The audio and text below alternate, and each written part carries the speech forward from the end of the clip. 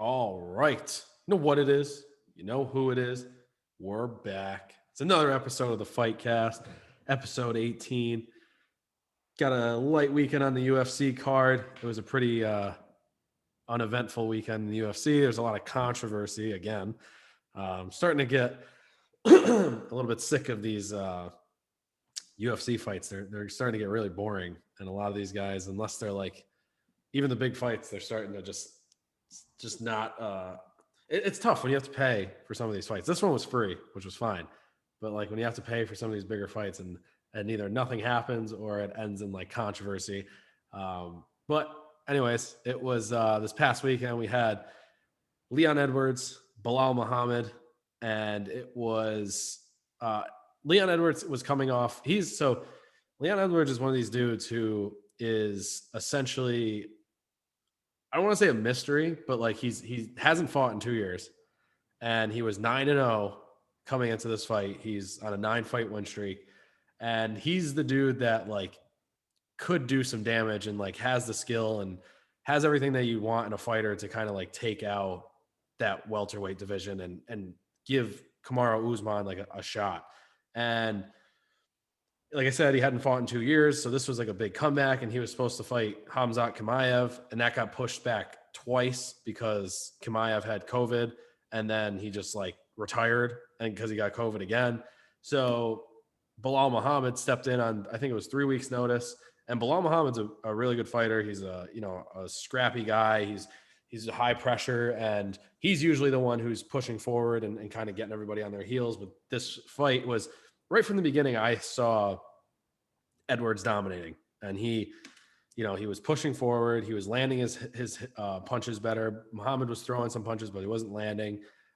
Edwards was really accurate. He hit him with a kick. He cut him on the side of the head, and then they got into a little bit of like a trade-off with their hands, and Leon Edwards went to throw a kick that he was covering with his left hand, and he fucking reached in, poked his eye, and like pulled out. It was gross. They showed like it was not the eye. The eye didn't come out, but the way he went in, he like reached in, and then like his eye got caught in the lid, and he like pulled his eyelid out, and yeah, and Muhammad like started screaming, and he was like, I can't see.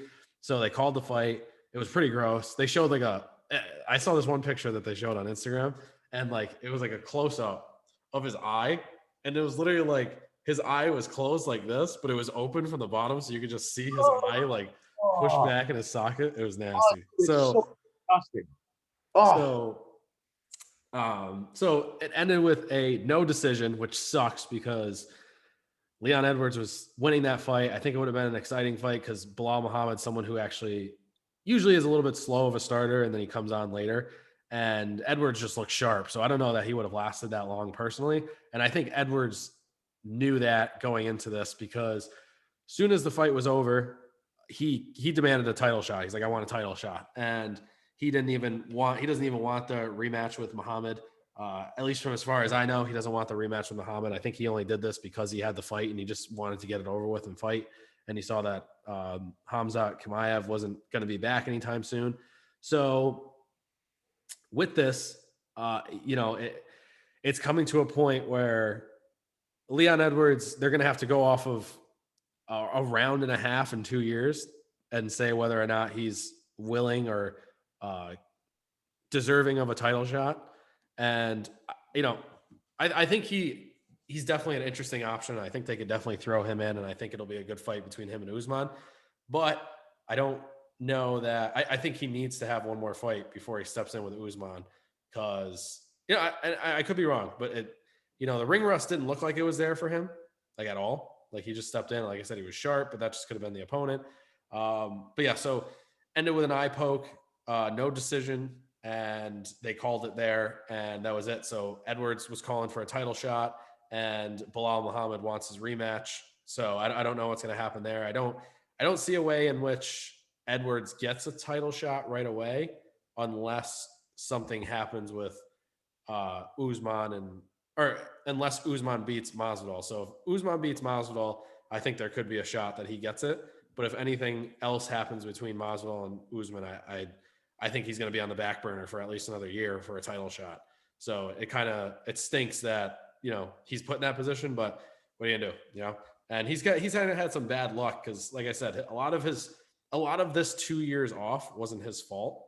A lot of it was like fights falling through or fights being pushed back and then falling through. And then, he comes back, he looks really good. And then he ends with a random eye poke, like for the second week in a row, some type of eye poke that's messed something up. So they need to change the gloves first off. There's been talk of it for a while. And there's been a couple people so the UFC gloves, for those of you, and I don't know how familiar you are with the UFC gloves, but they're just like up to the knuckle. That's it. Yeah. From what I understand, everyone's in agreement that if they just made the full curved glove that covered the fingers, you could still grab, but there wouldn't be the eye pokes. Right. That's it. You wouldn't have fingers. And what I understand is that the only reason UFC hasn't changed is because they invented the gloves that they're using, and they wouldn't have like the patent for, or like the full ownership of like the curved glove. So that's why they haven't done it. So essentially it's like a money thing. But a lot of these thing.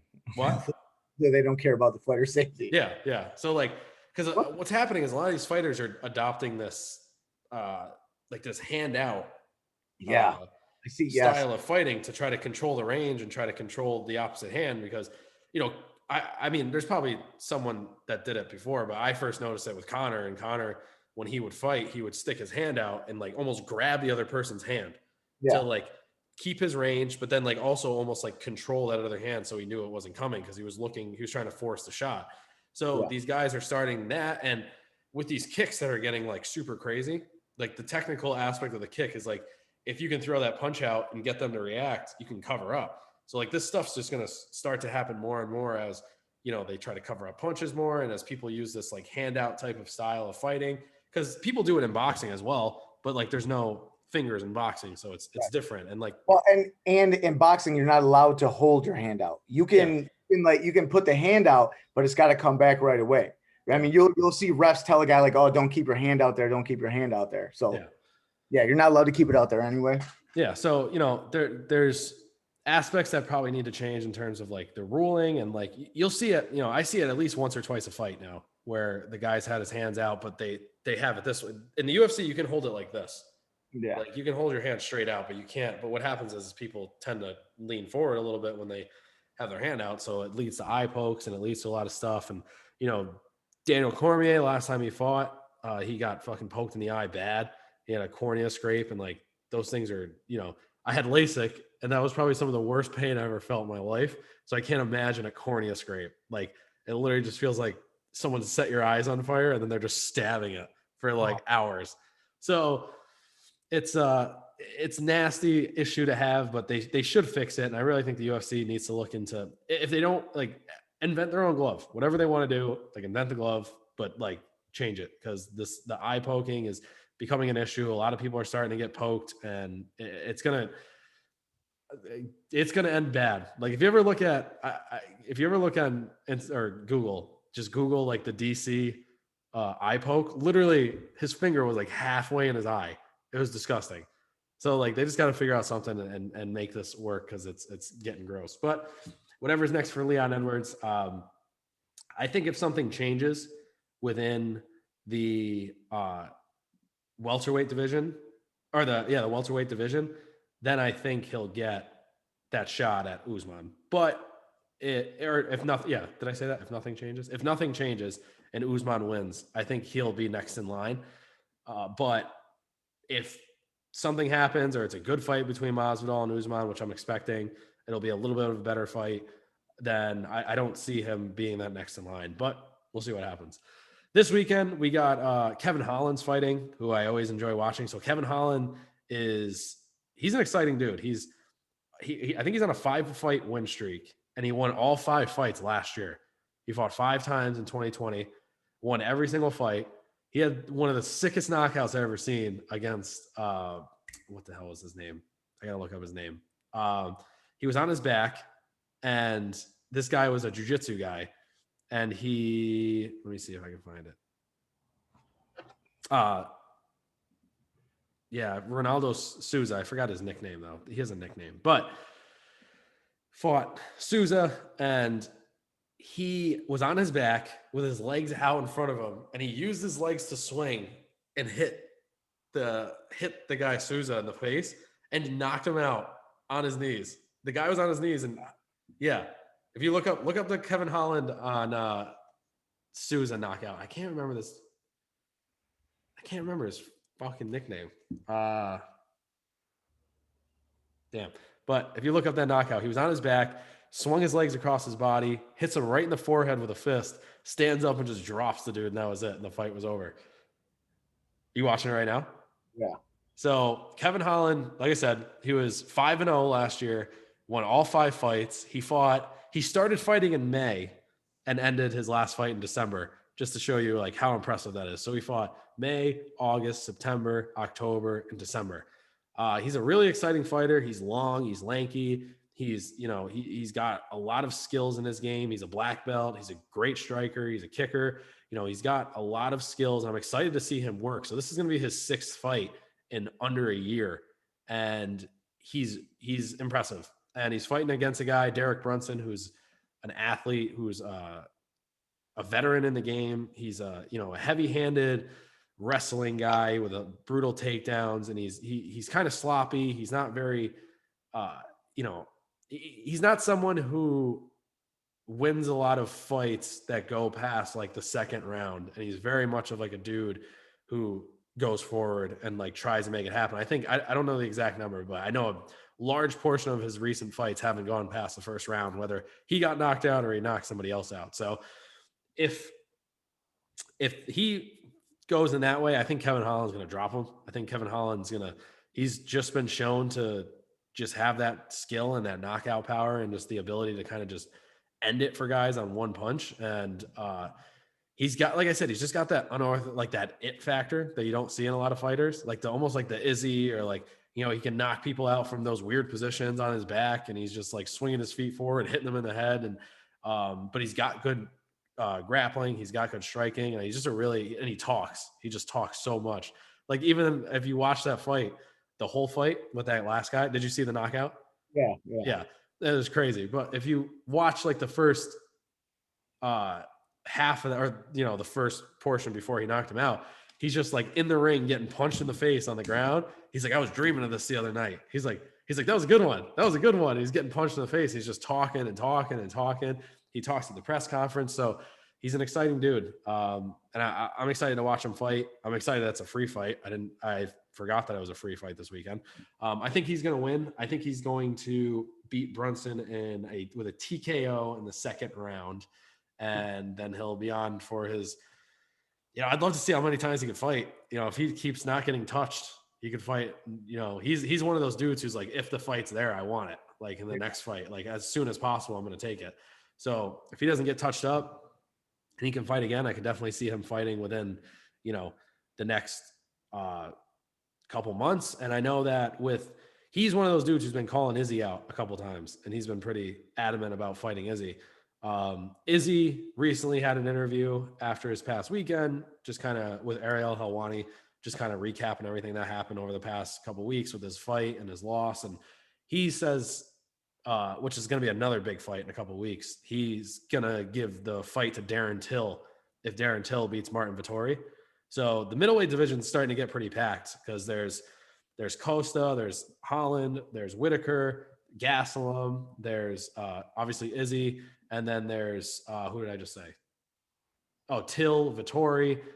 That's about 6 or 7 names that are like packed up at the top that are going to be able to take a shot at Izzy. And I think of that, the only ones Izzy hasn't fought are Holland, Darren Till, and he fought Vettori already. So Holland and Darren Till are to be great fights. And I think that Izzy obviously has the choice there, what he wants to do. And I think, Kevin Holland will be one down the line that he takes.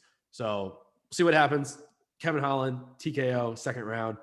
And other announcements, if anybody saw, but Dana White came on Instagram.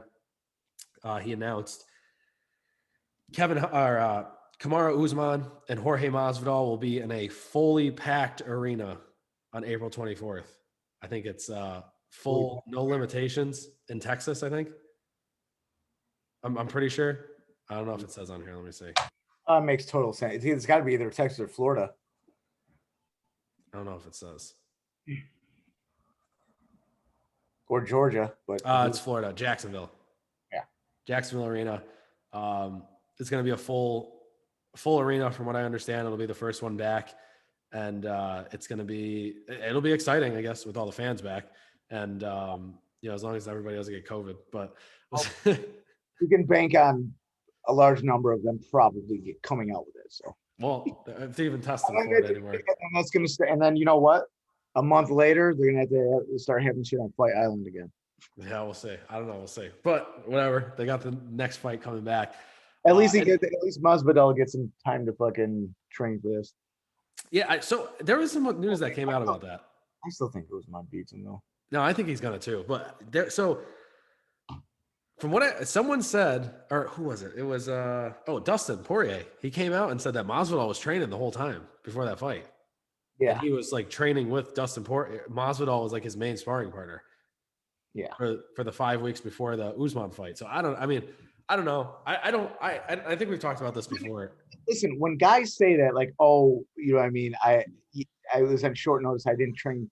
It's like, yeah, okay, you didn't train specifically for this guy, but you're still training, right? Yeah. That's what fighters do. They're in the gym, yeah, right? So of course, like he was in shape. So maybe there's training and then there's like camp and like.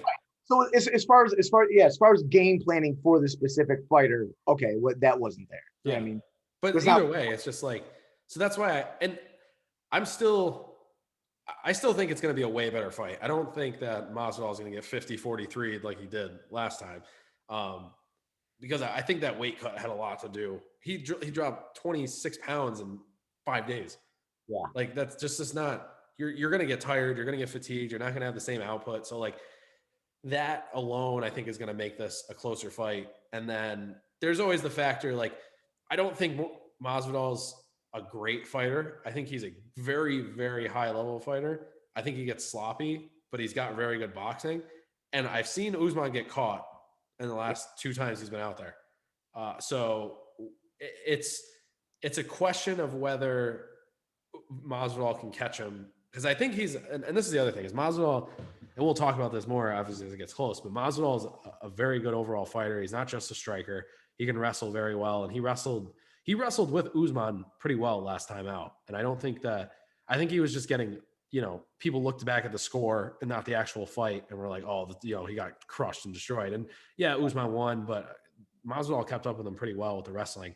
And it's just a matter of if he can stay, engaged with the striking and keep it there. And Usman, and he's been called, by Conor specifically, a jockstrap sniffer type of fighter, where he digs his head down, he holds you against the fence, and he just like stomps on your feet and just holds you there to waste time. So it's just one of those things where if Masvidal can counteract that and actually get into a position where he can keep the fight standing, then I see this fight going like 50-50 at that point, because Usman has a chin because he got caught by Burns, he got caught by. I don't know if he got caught by Masvidal, but he definitely got hit last time out, and he doesn't move his head very well. So if he gets caught a couple of times, Masvidal has definitely got the power to put him out like easily. So it's just a matter of if he can stay up and he can stay, moving in that direction. But we'll see what happens when that comes up. Last thing, announcement: Robert Whittaker versus Paulo Costa was supposed to be a big fight that was coming up, and I don't know exactly what happened with Costa, but he said he was sick, and there's some like talk about why, because it's about a month out from the actual fight. To say he's sick and then be like drop out from the fight is kind of weird. A lot of people think I've seen a lot of funny memes. Or you know what Paulo Costa looks like? Isn't he like a short, like stocky? Yeah, he's like a short. He's not short. He's like he's a shorter, like stocky Brazilian. Yeah, Brazilian. Like, and there's a bunch of memes where Robert Whittaker was like sitting in a pool on like a bunch of floaties, like flamingo floaties, and it's like the caption was explaining to casuals why the guy on the left is afraid to fight the guy on the right, and like the Paulo Costa's like all sweaty and jacked, and Whittaker's just like sitting on a floaty with like his like just gut hanging out at that point in time, and it's so stupid, but it's true. Whittaker's just a bad one. Like, he's a good fighter, And I don't know if Costa like pulled out, but like he's not doing too well since that Izzy fight. That's all I know. He's been yeah. Well, we'll see what happens. But Kevin Gastelum stepped in on short notice for Whitaker, and I think that fight is in 3 weeks. April 17th. Yeah, so that'll be just about a month away. So that'll be a really good fight. I'm excited to see that one, and that's going to be a fight night too. So that'll be a free fight. So definitely tune into that one if you're a fight fan. Yeah. So recap: Kevin Holland, second round TKO, and then we'll get into some boxing. We had some good boxing this week. I'll let Jake start to break that down, and we'll go from there. Yeah. So first we had David Benavidez versus Ronald Ellis. I think I picked Benavidez in like a 9th round knockout, something like that. I think it ended up being a 10th round knockout. But it was just a beatdown. What I expected. Ronald Ellis is just not on this same type of skill level as Benavidez. Benavidez has been out of the ring for a while, so for him it was probably just a warm-up fight. That was a mandatory challenger fight. So now Benavidez his name is in there to fight belt holders, Canelo at super middleweight, Canelo, Caleb Plant, all those guys. So, well, that was about Canelo post fight. Typically the WBC though, so it would be to fight Canelo, which we know that it may happen. Thinking about the schedule that Canelo put out for himself, he's gonna fight 2 more times this year after Billy Joe. So it's possible he may fight Benavidez in the summer and then fight Caleb Plant at the end of the year. Did he say anything about Canelo post fight or no? I didn't wait around. Okay. I was already watching the Chocolatito fight. Okay. But I'm sure he did. I mean, I haven't heard anything. Well, at the last minute, so like 2 days before the fight, it said that he rejected the mandatory offer. So I don't know what that's about. Maybe because he didn't want to wait around for Canelo to fight these other guys. I don't know. Maybe it's bullshit. I have no idea. I don't know why you would reject that. I mean, you fight for belts. So I don't know. I don't know what's going on with that, but he is a name that's in that division now, the super middleweight division with Plant and Saunders and Canelo and all those guys. So he'll be a name to watch out for. Then we had the Chocolatito and Juan Francisco Estrada fight. Great fight. 2 guys that just went at each other the entire 12 rounds. I picked Gonzalez in a decision. Estrada ended up winning a decision. Controversy. Yeah, I disagree wholeheartedly. I thought it was pretty clear that Gonzalez won the fight. But 2 judges had it scored 115 to 113, which isn't terrible. It's like, okay, the basic 4 of those rounds were like closer. They had a couple extra going to Estrada. Okay. But the 3rd judge who got suspended today had it 117, 111 for Estrada, which is like, I don't know where the fuck he was, but he wasn't ringside. Maybe he was looking at his phone or something. I don't know what the fuck happened, but these guys, that's just got to stop, man.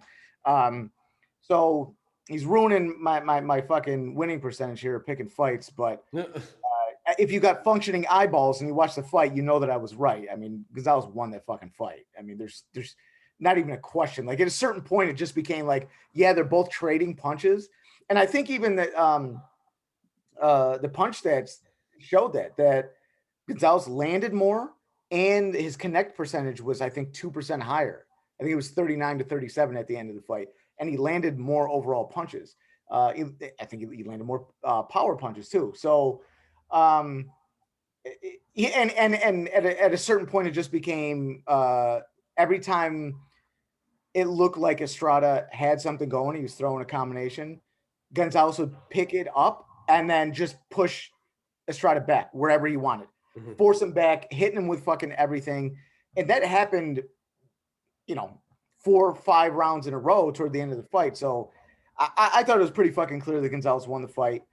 It was a bullshit decision, but either way, it was a great fight. Estrada, won the belt, so he's got 2 belts now. So it's a really good fight, though. Yeah, and I think that there's needs to be something that happens with these judges, because in boxing, I've seen it a lot. In UFC, I've seen it a decent amount, and I'm starting to see it. Like last weekend with Izzy, or 2 weekends ago with Izzy, whoever was watching that fight, it definitely wasn't that far apart. I think these judges start to, and I think that, Dana was saying that, Dana White within the UFC, and I know that, I think it was Bob Arum has said it before, but like these judges hand out like 10-8s now, like it's fucking nothing.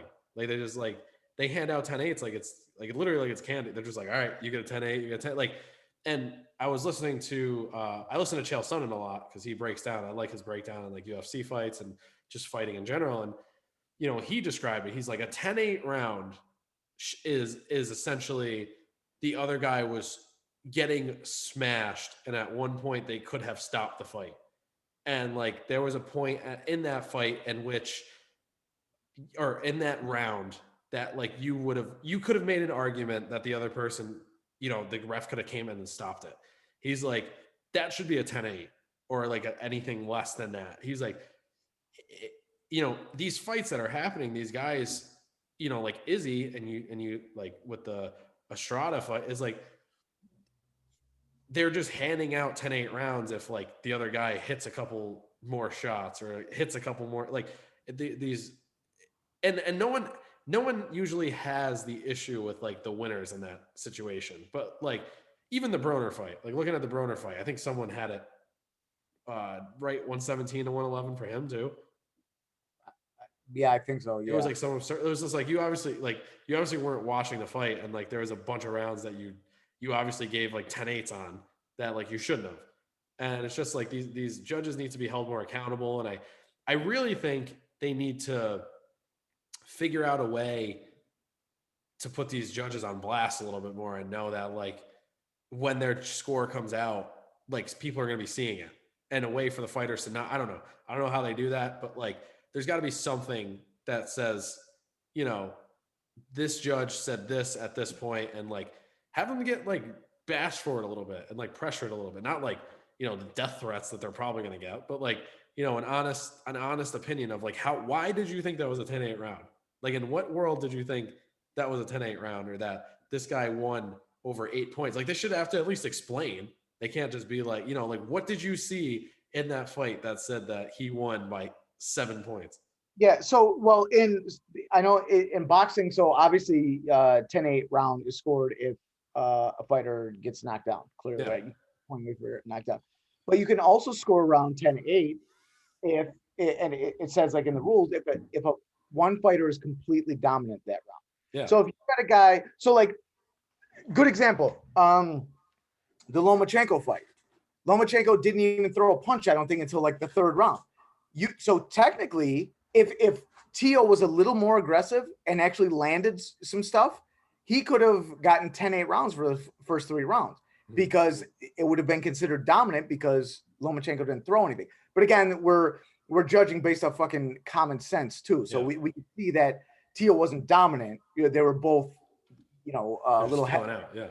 But so like there should never be a 10-8 round without a knockdown if both guys are fucking swinging off. Yeah. That's not what a 10-8 round is. 10-8 round is, again, complete and utter dominance by one fighter without a knockdown. That's a 10-8 round. But again, like even like normal scoring, like I'm looking at the rule book right now. For an attack, direct clean hit with the knuckle part of the glove of either hand to the any part of the front or side of the head or body above the belt. For defense, guarding, slipping, ducking, or getting away from an attack. So if you sidestep and move laterally while a guy is on an attack, that's counting toward your fucking points, your score, right?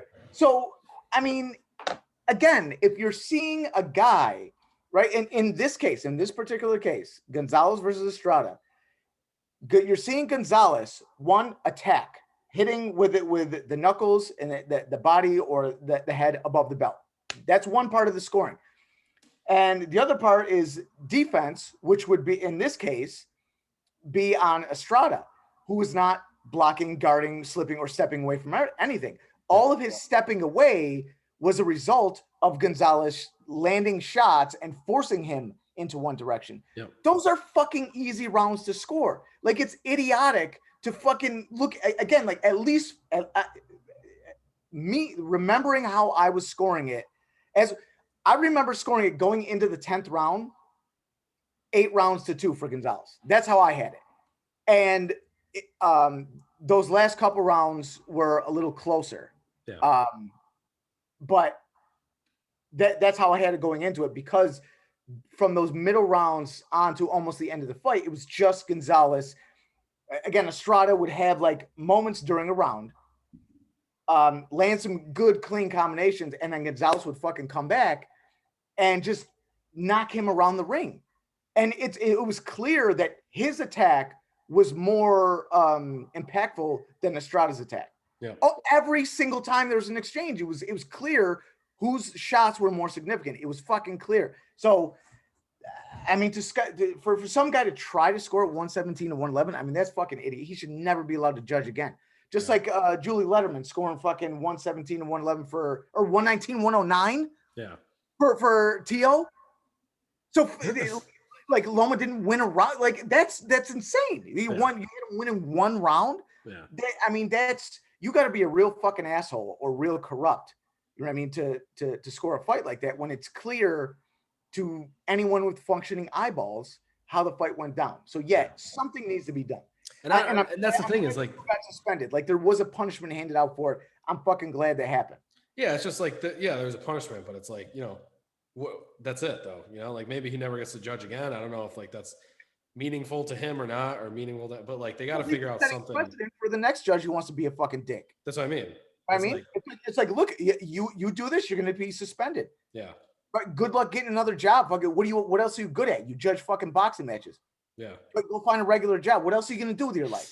Because once it's like, okay, one of these big organizations like WBC or the WBA suspend you, where else are you going in the, like, maybe you can go fucking score some fights in Thailand or some shit. Yeah. Good fucking luck. So, I mean, suspending a judge is kind of a big deal. You know what I mean? No, it is. It definitely is. It's just like it's just like this. It continues to happen. It's like, has this I'm sure they've suspended judges in the past, right? And but it doesn't happen that often. That's what I'm saying. Like, now they're like, this is swift. This is like the swiftest I can ever remember this shit happening. Like, it's been less than a week, and they're like, they looked over the fight. That means for them to suspend him, that means they went in, looked over the fight again. They had several people look over the fight again, watch the fight, then examine his scorecards and how he scored each round, and then made the decision to suspend him. Yeah. So that means a group of people in the WBA watched that fight and wholeheartedly disagreed with his scorecard across the board. And we're like, get him the fuck out of here. Yeah. So, I mean, it's a good precedent to set for judges who want to fuck around like that in the future. Yeah. You're right. And I didn't know that. I thought there was like more suspensions that were like usually like that, but I guess that makes sense that there's not. It's happened, but it's not that often, man. Yeah. Well, I mean, good. I'm glad there needs to be something. And like, I've never understood, or like they at least should have like some type of understanding, because it seemed that I've always been confused about that, because I thought, you know, and I've heard it, this was before I really like started following fighting like religiously, and I remember I used to hear like Dana White, or I'd hear like boxers talk about like these judges, they need to replace these judges, blah blah blah, and like I always thought they were like a part of the organization and like a part of the not like the camps of the people, but like a team that were involved with like within the sport. And like it's just confusing when some of these dudes put out numbers. Like, it's just wholeheartedly just confusing. And you're just like, what in the fuck? And like, like I said, just need to be held more accountable, and some like live aspect. I wish there was like a live aspect. Obviously you don't want to like, I mean, I don't even know. Like, what is the issue of showing the card as you score it? You know, like, is there a problem with that? Like, does that bring any negatives? I mean, I know that they have there's been instances where people show their cards right after fight. I think showing the card during the fight, like to the public, especially in this day and age where information is relayed instantaneously, that's a little much. Well, You know what I mean? that and like I would say, I've also heard the argument that like, one of the best parts of fighting is that 3 to 5 minutes post fight when you're like, all right, so who the fuck do you think won that fight? And there's no like clear judges number there that kind of like erases all that, which was a really good point that I heard. Yeah, that's for us. That's for us. But like, but you're saying how can you make this better for the actual players in the event? For the fighters too. It's like for the fighters and the because maybe you can. I'm sure that you could look back and be like, go through that fight and make an argument as to why the other guy won the fight and like why both of them won or lost the fight. You can make that argument, but it's like that's ours, but like that's that dude's life and like his career that's being put on some random fucking guy who's like, oh, I think he got fucking smashed, and it's doesn't make any sense. I think it was the first episode we did this where I said one of the first episodes where I said that people should be ex-fighters. Yeah. The judges should all be ex-fighters. And if not, they should, again, they should be jumped in like they're doing the Crips and the Bloods. They have to take a beating so you know what fighting is like before you score some bullshit like that. Like these guys are in their, physically harming each other, taking years off of their lives for fucking entertainment purposes. And you're in there fucking with that whole thing with your bullshit score. Yeah, because like it's not like you need to either if you weren't a fighter beforehand before you got this job, you got to take a fucking beating so you know what it's like to get hit in the fucking face before you start doing that shit. Before you start disrespecting guys like that. Yeah. Now again, I don't want to like I'm some of this anger right now is coming out because of that Julie Letterman score with the Lomachenko because that was ridiculous. Yeah. Other than the one judge who got suspended here with that 117, 111 score, like I don't have a huge problem with the 115, 113. I thought it was clear that Gonzalez won, but you giving a couple extra rounds to Estrada, like I'm not fucking out over that. Yeah. The one guy though, that one judge, like that guy should take a fucking beating before he does some dumb shit like that. Nope. You know what I mean? Like that's ridiculous. And like I said, I hope that they can find something and figure it out. I think it's going to start becoming, and I think as fighting becomes more and more and more and more like mainstream, I'll say, like as more and more people pay attention to the sport, and not that there wasn't people obviously paying attention to it before, but like, even like the last peak of like boxing was probably, Tyson, like that era of like Tyson and, when like, someone was fighting and like everybody was sitting down and watching it. And like, it's starting to Mayweather. What?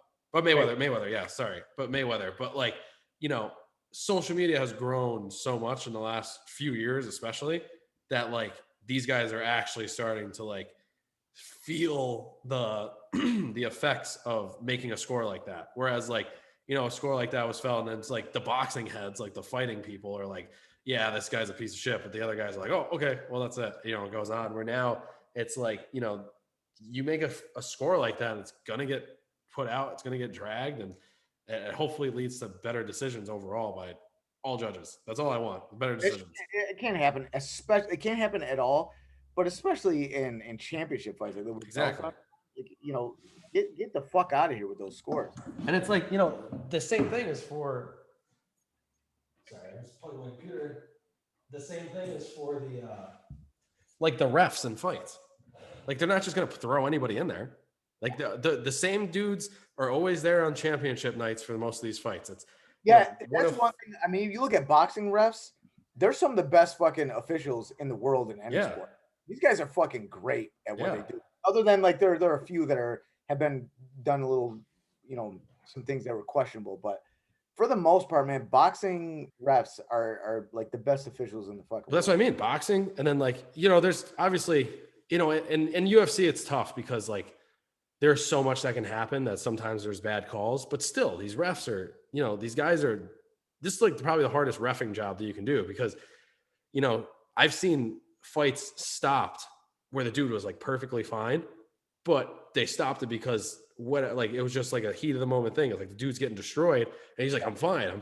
But they call it and that's it. And it's like, you have to make a split second decision as a judge to say, I have to save this guy. Like, he's either going to like hurt himself or he could get killed. And like, it's not like basketball. It's not like football where, football's obviously a little bit different, but like, it's not this like sport where you just go and play and like, you can make up for it on the next play. Like, some dude gets hurt or hit too many times and like fucks up his head or, gets hurt like long term, that's on the judge. And like, he's got to make that decision. So like, these guys have literally they need to make decisions to save people's lives at times. And like, those guys don't just get pushed in.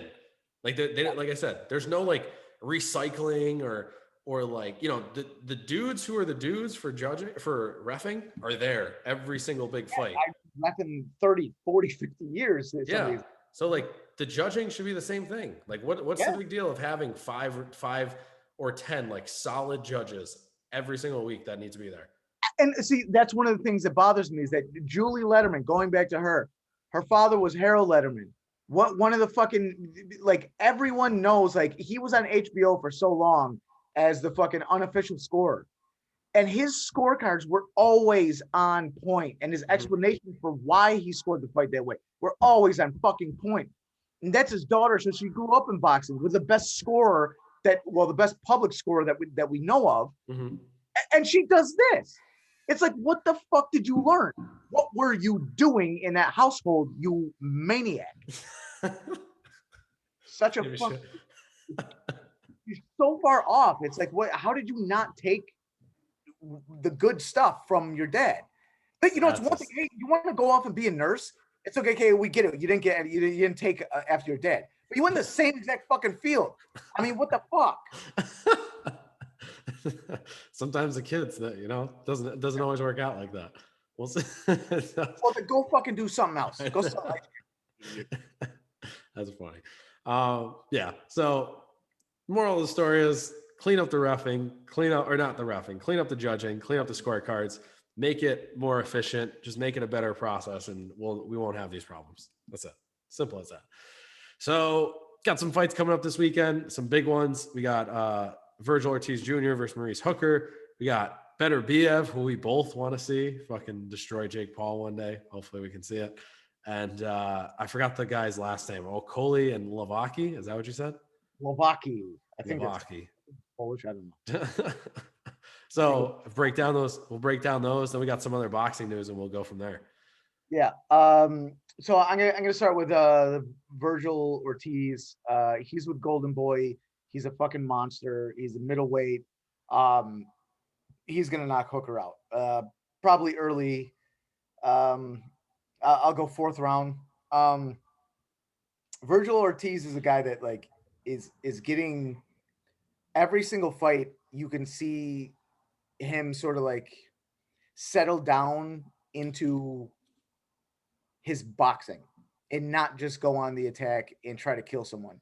Okay. Because when this guy fucking throws power shots, you could see just the force of his body because he's a thinner guy. So you could really see when he's turning his waist and his shoulders and the shots hard. You could see it through the fucking TV. And this guy he throws things to kill, man. He throws his shots to kill. But he's really started the last few fights. He's really started to settle down into his boxing. And I just think he's going to be a monster for a long time. So I think he's going to destroy Hooker early, get him out of there, fourth round. Next I'll go to the Okoli Glavaki fight.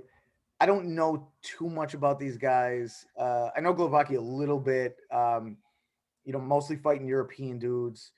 As a matter of fact, I think Okoli has fought mostly European dudes too. But they're cruiserweights, heavy hitters. Okoli is a guy that it's clear he's way more athletic. He's taller. I think he's got reach on him.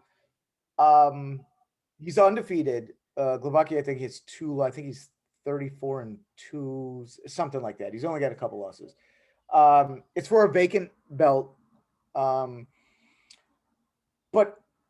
so I think looking at this from the outside, just appearance wise, you would think that Okoli should win this fight based on his attributes, his physical attributes. But from what I've seen of him, he really likes to hold his rear hand low, but pretty much he never brings it up. And Like straight down? no, he just like just under his chin. Like he holds it up like he's been trained, like, oh, I gotta keep my hand up, but it's not where it should be. So he's like open. And he flails a lot. He throws a lot of like flailing, pawing, looping shots. And I think he's gonna get caught. So I think Okoli's gonna get that O is gonna be gone at this weekend. I'm gonna go Glavaki, let's say 8th round knockout. Okay. Somebody's and always got to go this weekend. Yeah. And then Better Biev versus Adam. I don't know how you say his name. I don't know who the fuck he is. I don't think it matters. Better Biev knockout 5th round. I don't know. I'm gonna he's gonna fucking kill this guy because Artur Beterbiev is an absolute machine. Like everyone's familiar with Ivan Drago. He's like the real life Ivan Drago, but way scarier. He's like so this is a really good analogy. So you think about Khabib as a wrestler in UFC and how it's like, okay, everyone knows like he gets a hold of you, it's over, right?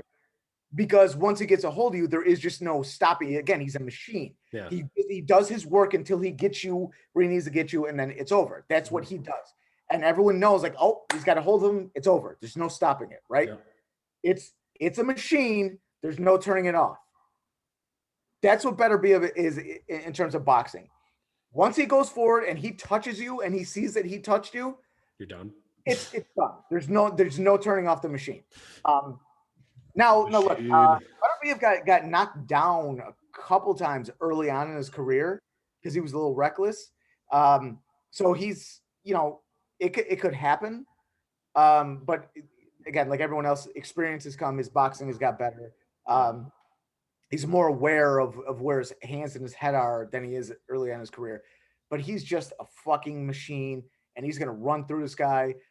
And I feel like an asshole for admitting that I have no idea who this guy is, and I don't think I've ever seen him fight. But I'm pretty confident saying I don't need to see him fight. That Better Be was gonna fucking wash this dude, real quick, real easy. All right. Well, I think to go back to the first guy, I think it's always cool when you see like a fighter, like watch him progress throughout and like learn the skills and not just be.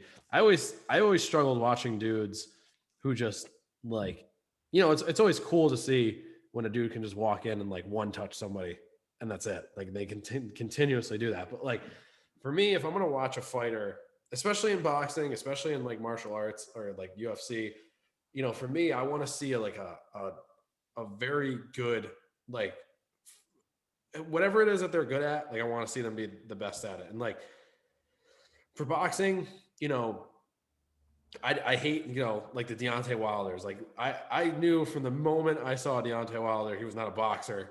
I knew that he was just a dude who was longer and more athletic than everybody who was in the heavyweight division at that time. And he was just catching people and that was it. And, I said it, I'm sure everybody else who said it, if he went against somebody who was more athletic than him, he would get outboxed. It was just simple as that. And to see, and like the problem with a guy like Wilder versus a guy like Ortiz, and why I'm saying this is like a guy like Wilder, you can see early on the flaws. Like you can see the issues is like, he's just a puncher. If you can outbox him, you can beat him. From there, he should have fixed that. Like he should have fixed this over the last few years. His trainer's a fucking idiot. From what I understand, his trainer wasn't really a boxing coach. Okay, that makes sense. The dude that he fired, Mark Breland, who's been in boxing forever, I guess was at the gym. They brought him on because the head trainer doesn't know anything about boxing.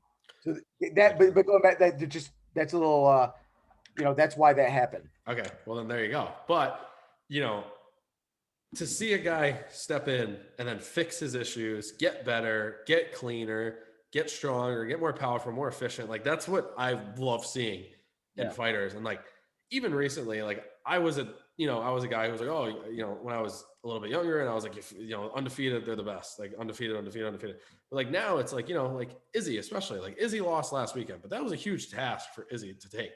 And like to have that loss on his record, whatever, he's going to be a better fighter because of it.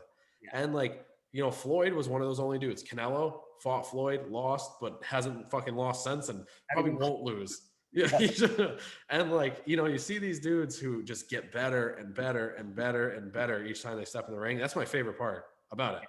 And like, to see those fighters who are able to like pick up on what they need to get better at and actually get better at it, and not just be like, all right, well, I'll just knock this guy out. I'm just going to keep knocking these guys out.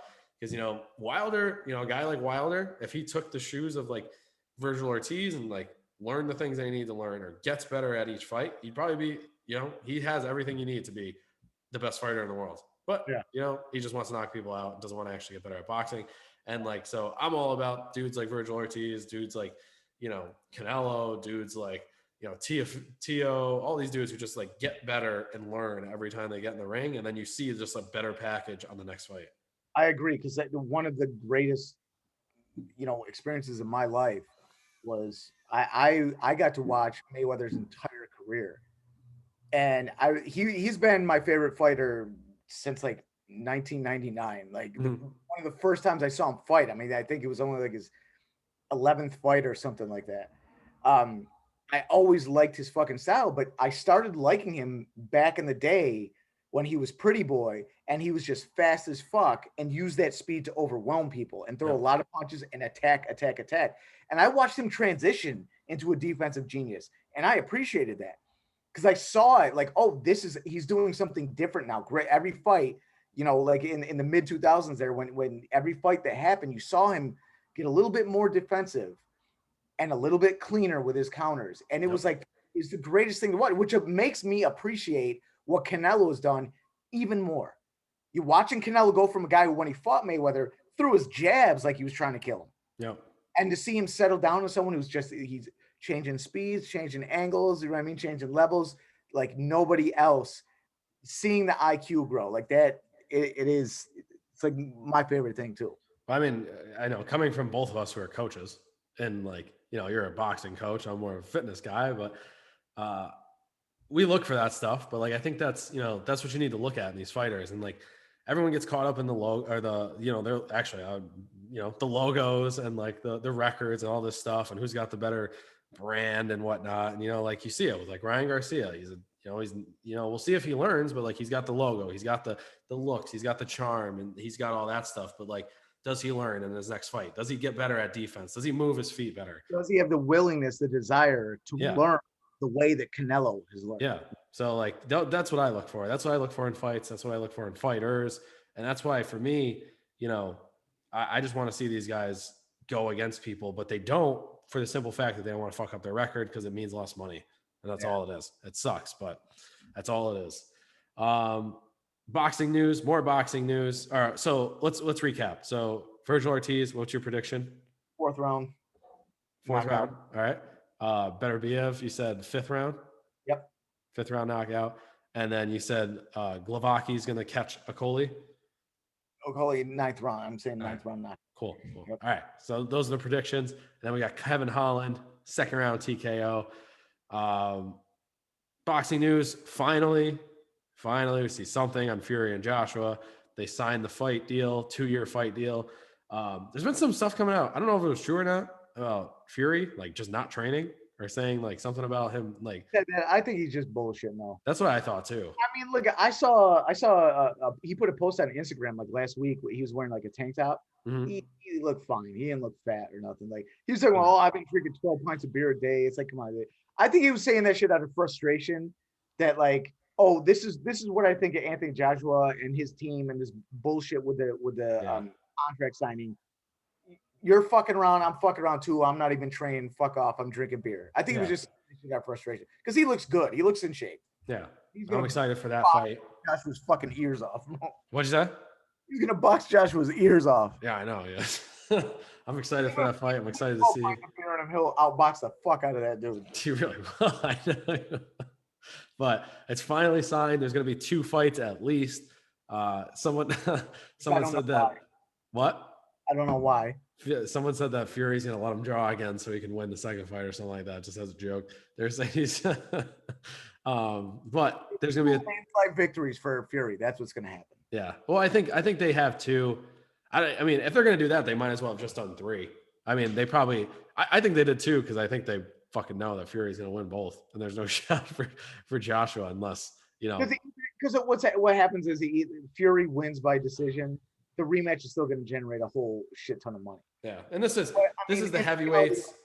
Unless fucking Tyson Fury like goes off the deep end and like falls into deep depression or some shit, he's gonna box the shit out of him in 2 fights. So whatever, that's cool. I mean, I'd like to see it twice, but I don't care. Yeah, I love seeing beautiful boxing. I'll watch him box fucking 5 times. I don't care. Yeah, so Joshua's not winning that fight unless he fucking has a gun. He shoots him in the fucking feet. He might not even be able to hit his feet. Yeah, his Fury moves so.